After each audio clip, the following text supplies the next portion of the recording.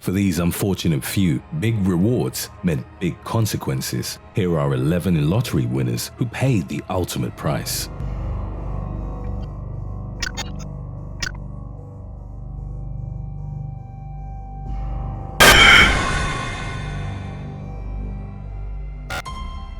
Number 11. David Edwards.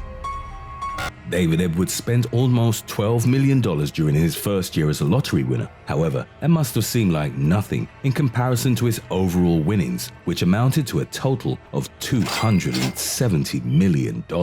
After purchasing a private jet, properties, a fleet of cars, and squandering away unimaginable amounts of money, lottery legend David Edwards ended up living in a storage unit with his wife. Having contracted various diseases as a result of intravenous drug use, Edwards died at the age of 58, completely broke, without a penny, in a hospice somewhere in Kentucky. Number 10. Urooj Khan.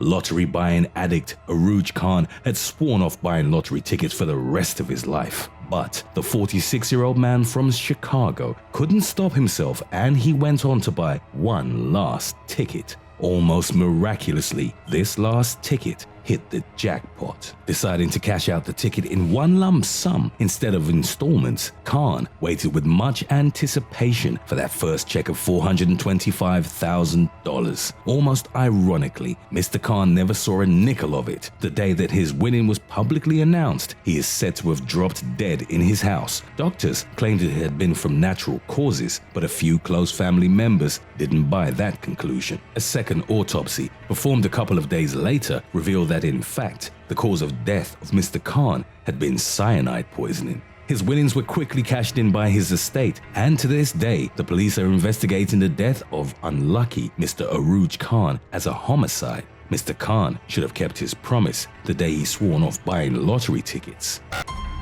Number 9. Billy Bob Harrell Jr.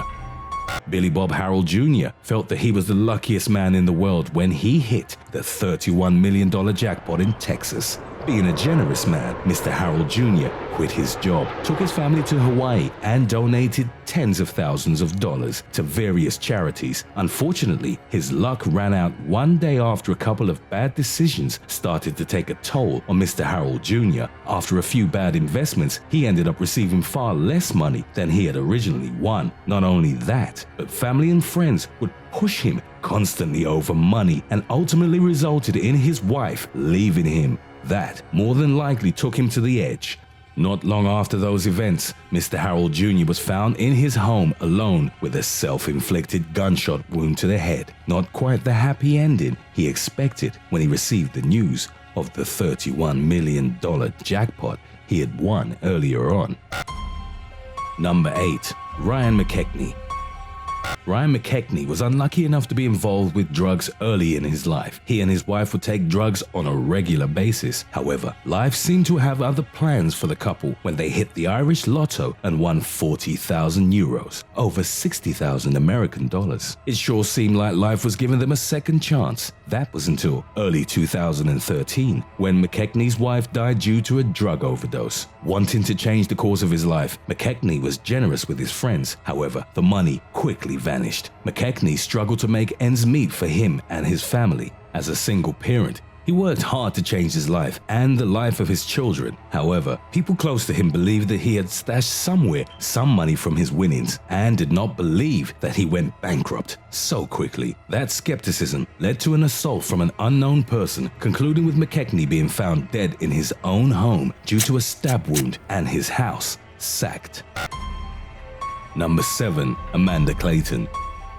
Single mom Amanda Clayton thought life had new plans for her when she hit the lotto in Michigan for $1 million back in 2011. She had a history of drug abuse. As a welfare recipient, Clayton had struggled in the past years to take care of her kids. However, greed can be a powerful master. She was convicted of welfare fraud and sentenced to probation when it was revealed that she continued to receive food stamps after winning the lottery. Most likely, Clayton's drug problem was what drove her to deceive the government in that way and have some extra cash for her personal use. Luck ran out on a 25-year-old woman when she was found dead in 2012 due to a drug overdose. Number 6. Gerald Muswagon. Gerald Muswagon is one of the most infamous lottery winners of all time. The Canadian struck the jackpot when he won the $10 million prize in his hometown of Winnipeg. Without hesitation, Muswagon went on to buy a large house and quite a few flat-screen TVs to celebrate his luck. A luck which unfortunately did not last for long. It was not joy and fun from that point on in Mr. Muswagon's life. As a result of the large amount of money he acquired, Mr. Muswagon got into drugs and was arrested a number of times for several infractions. He ultimately let his business go into bankruptcy, and as if that was not enough, he was arrested for sexual assault towards a 19-year-old girl. Broke, depressed, and with not much else to hold on to, Mr. Muswagon was found hanged from the neck in his parents' garage. Number 5. Doris Murray.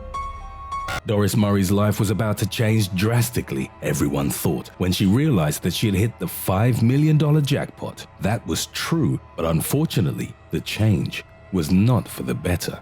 Unlike most of the unlucky winners from our list, she saved up the money and kept a low profile. However, that was not enough considering that she had not the greatest taste in men.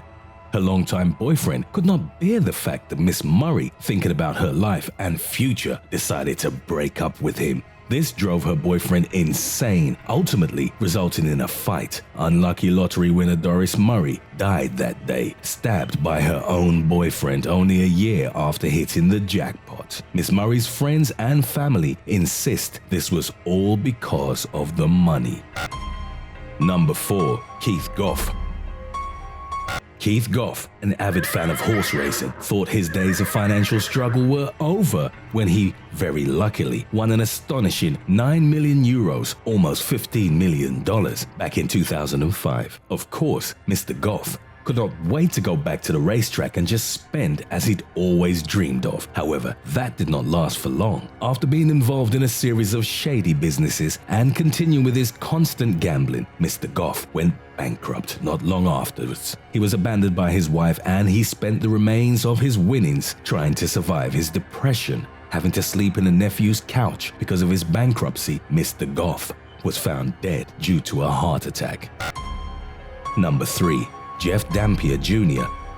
Sometimes it's not only from strangers we should be careful of, sometimes our most dangerous enemies can be sitting at our own table. That was something that Jeffrey Dampier Jr. should have had in mind when he hit the $20 million jackpot of Illinois back in 1996. He divorced his then wife and married a woman named Crystal Jackson. The couple moved to Florida, where Mr. Dampier Jr. invested some of his money. Then one day, Mr. Dampier was not to be found. Almost as if it vanished into thin air, Mr. Dampier Jr. went missing in 2005, almost a decade after his lottery win. The police performed a thorough investigation, ultimately leading in suspecting his close family members. 3 days after the disappearance of Mr. Dampier Jr., he was found inside the van of a man named Nathaniel Jackson. Mr. Jackson was the boyfriend of Mr. Dampier Jr.'s sister-in-law, Victoria Jackson. They were arrested due to plotting the kidnap and murder of Mr. Dampier Jr. In Jacksonville last night, Mr. Nathaniel Jackson was found with about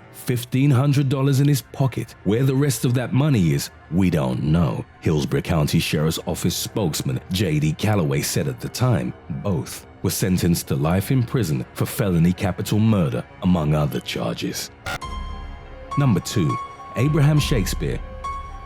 Mr. Shakespeare went from being a common janitor to a multimillionaire overnight. I would really like my old life back when I could walk the streets like a normal person without people coming up asking for money, Shakespeare said at the time. He apparently did not fancy fame and fortune as much as he thought he would. He started dating a woman named Doris D.D. Moore, a relationship which would result in tragedy for Mr. Shakespeare. 3 years after his win, Mr. Shakespeare was found dead. The police claimed that Mr. Shakespeare was shot twice in the chest around April 2009, but he wasn't reported missing until November of that year. His body was found under a 5-foot mass of concrete on January 2010. From the very beginning of our investigation, which started 7 months after he went missing, we found out she still had Abraham Shakespeare's cell phone and was texting his friends, as well as her own cell phone, pretending to be Abraham. Polk County Sheriff Grady Judd told Good Morning America on February 4, 2010. Currently, Moore is serving a life sentence, convicted of murdering Shakespeare. Shakespeare's death has been cited by many financial advisors worldwide as a reason for lottery winners to be allowed anonymity. Number 1. Michael Carroll. It may seem that your own death is the ultimate price to pay, but for Michael Carroll, it was the people he loved who ultimately succumbed to the power of money. Carroll lived with his Uncle Steve back in the year 2003, when surprisingly, the lottery ticket he randomly had purchased hit the jackpot. Carroll won 10 million British pounds and went from being a petty criminal to multimillionaire instantaneously after giving 4 million pounds to friends and family. It took 8 years for Mr. Carroll to go bankrupt, spending most of his fortune living like a rock star. As he said, the days of cocaine, prostitutes and parties were over. Carroll had to sell his dream home after it was almost destroyed, and his demolition derby racetrack he had built himself with nothing else to hold on to. Carroll went from being a multi-millionaire to sleeping in a forest while looking for work in 2013.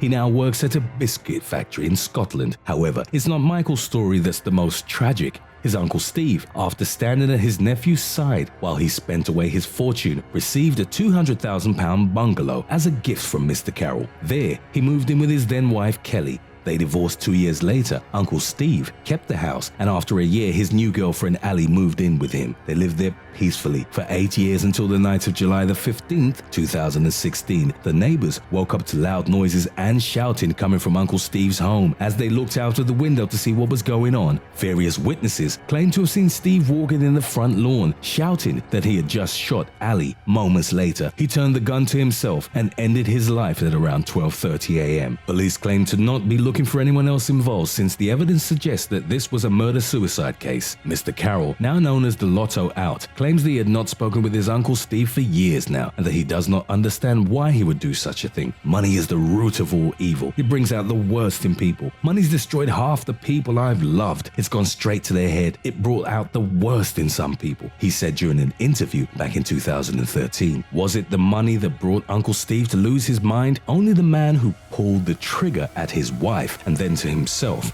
really knows.